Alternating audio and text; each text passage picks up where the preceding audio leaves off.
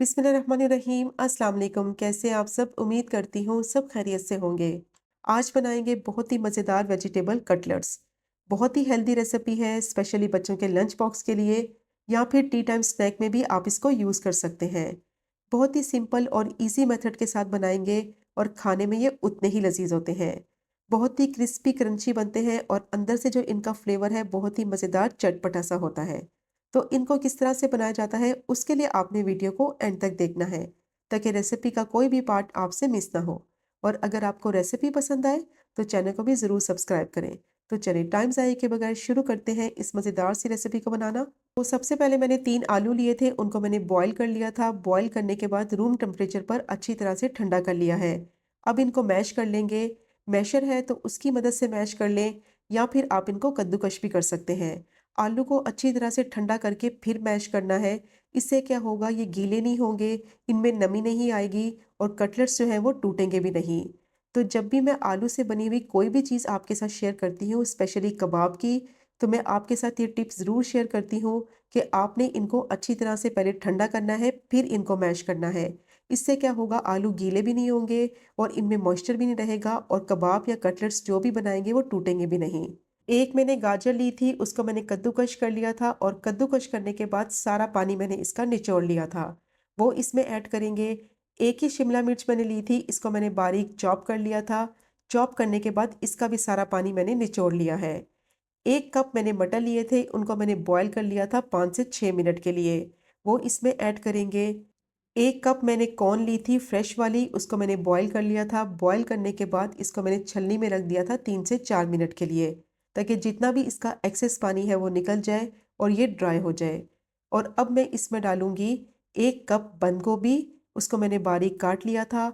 आधा cup chop किया हुआ हरा धनिया और आधा कप ही स्प्रिंग अनियन डालेंगे।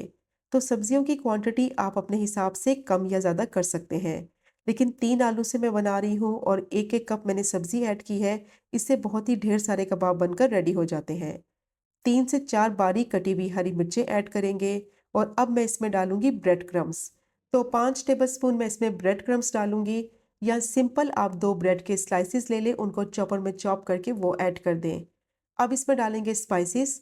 तो 1.5 टीस्पून नमक डालेंगे, 1 टीस्पून लाल मिर्च पाउडर ऐड करेंगे और 1 ही टीस्पून इसमें डालेंगे कुटी हुई लाल मिर्च और 1 टेबलस्पून इसमें डालेंगे धनिया पाउडर। ये थोड़ा सा ज़्यादा जाएगा, इसका फ्लेवर बहुत ही मज़े का आता है। 1 टीस्पून काली मिर्च का पाउडर और 1 ही टीस्पून ज़ीरा पाउडर ऐड करेंगे। अब तमाम चीज़ों को अच्छी तरह से मिक्स कर लेंगे। अच्छा, इसमें ब्रेड क्रम्स मैंने क्यों ऐड किए हैं, इससे क्या होगा, अगर कोई सब्जियों में नमी होगी, कोई पानी होगा, तो ब्रेड क्रम्स की वजह से अच्छे से इनकी बाइंडिंग हो जाएगी। तो बहुत ही मज़ेदार ये कटलेट्स बनते हैं। यकीन करें कि जब आप इनको एक दफ़ा ट्राई करेंगे तो बार बार बनाएंगे। एक तो कम बजट रेसिपी है, ढेर सारे कटलेट्स बनकर थोड़ी सी चीज़ों से रेडी हो जाते हैं, और दूसरा खाने में भी ये बहुत ही हेल्दी होते हैं। तो देखिए, मिक्सचर को मैंने अच्छी तरह से मिक्स कर लिया है। मिक्सचर जो है वो कटलेट्स का रेडी हो गया है। तो अब इसको चेक करने का तरीका ये है कि थोड़ा सा मैं मिक्सचर लूँगी और इसका एक राउंड सा बॉल बनाकर चेक करेंगे। तो देखिए कितना परफेक्ट ये बॉल बन रहा है, तो इसका मतलब है मिक्सचर बिल्कुल रेडी हो गया है, बिल्कुल परफेक्ट बना है। और अगर इस स्टेज पे आपको लगे कि मिक्सचर थोड़ा सा नरम है, तो फिर आप इसमें 2 से 3 टेबलस्पून ब्रेड क्रम्स और ऐड कर दें। अब इसके कटलेट्स बना लेते हैं। तो हाथों को मैंने थोड़ा सा गीला कर लिया है, ताकि मिक्सचर जो है वो हाथों पे चिपके नहीं। और आप अपनी पसंद की कोई भी शेप इसको दे सकते हैं। तो मैं राउंड शेप के कटलेट्स बना रही हूँ, तो ये चेक करें कितना ज़बरदस्त से बन के रेडी हो गया है। तो मिक्सचर जो है उसमें पानी नहीं होना चाहिए।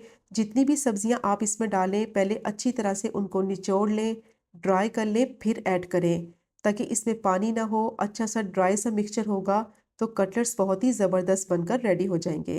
तो देखिए, सारे कटलेट्स मैंने बना लिए हैं। तो माशाल्लाह से 15 से 14 कटलेट्स आसानी से बनकर रेडी हो जाते हैं।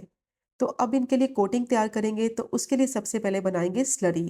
तो एक बॉल लिया है, उसमें डालेंगे 1 टेबलस्पून मैदा। 4 टेबलस्पून भरकर मैंने इसमें कॉर्नफ्लोर के डाले हैं। हाफ टी स्पून मैं इसमें डालूंगी नमक और हाफ ही टी स्पून कुटी हुई लाल मिर्च डालेंगे। 1/4 टीस्पून काली मिर्च का पाउडर डालेंगे। आधा ग्लास पहले मैं इसमें पानी डालकर चेक करूंगी, अगर ज़रूरत पड़ी तो फिर इसमें और ऐड करेंगे।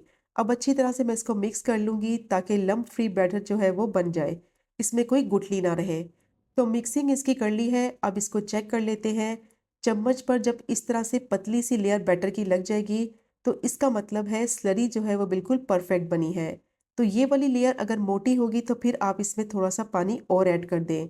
ना ही ये ज़्यादा पतला होना चाहिए, ना ही ये ज़्यादा गाढ़ा होना चाहिए।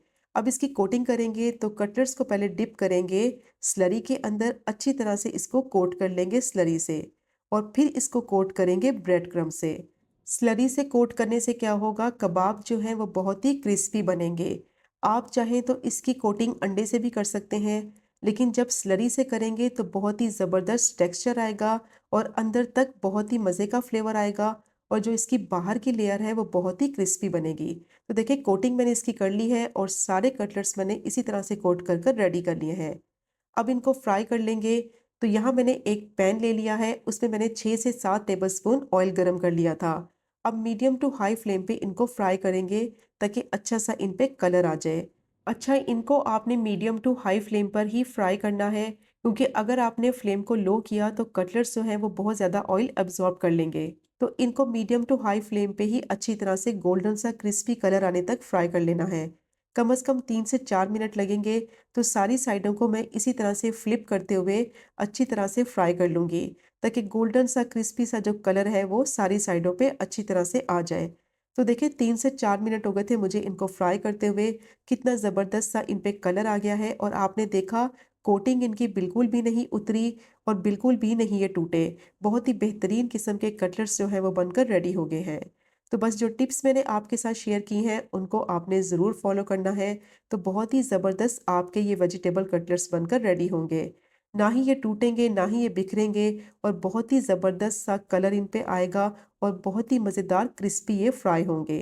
तो बाकी के जो कटलेट्स थे उनको भी मैं इसी तरह से फ्राई कर लूँगी।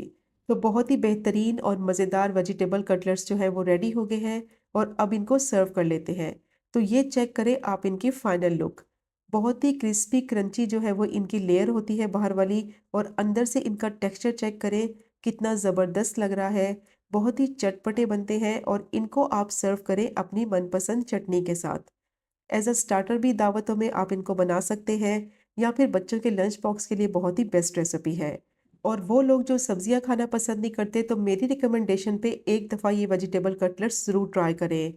बहुत ही फ्लेवरफुल और टेस्टी बनते हैं और खाने में तो बहुत ही हेल्दी रेसिपी है। तो ज़रूर ट्राई कीजिएगा ये विंटर स्पेशल वेजिटेबल कटलेट्स की रेसिपी को। और अगर आपको वीडियो पसंद आए तो चैनल को भी ज़रूर सब्सक्राइब करें, वीडियो को लाइक करें, कमेंट करें। इंशाल्लाह मिलेंगे अगले कुकिंग व्लॉग में फिर एक नई रेसिपी के साथ। तब तक मुझे अपनी ख़ास दुआ में याद रखें। अल्लाह हाफिज़।